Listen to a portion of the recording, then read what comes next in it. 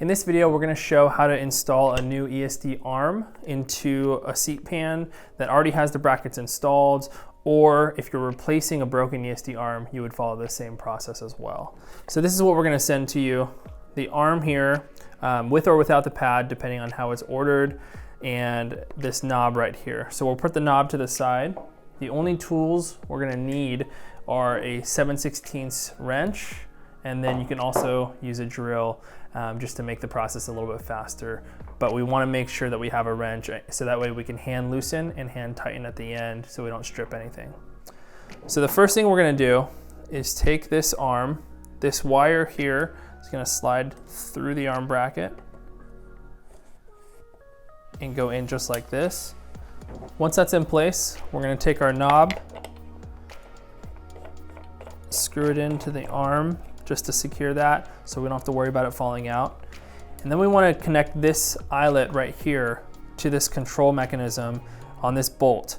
Depending on the control mechanism that you have, your configuration may look a little bit different than this, but ultimately what you want to do is connect this eyelet to the nearest bolt on the control hole pattern. So we're going to take our 7/16, make sure that we loosen it by hand.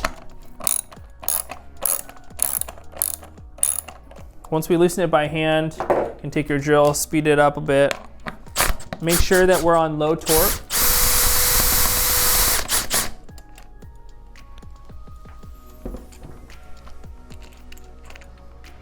Just like that. And then we're going to take this eyelet, put our bolt through it. Just like this. Get it started by hand. And once we start tightening up this bolt, this wire may want to pull, and so we want to make sure we keep an eye on that and make sure that that eyelet and the wire don't pull as this bolt tightens up. Just get it started, low torque, and then finish it up by hand.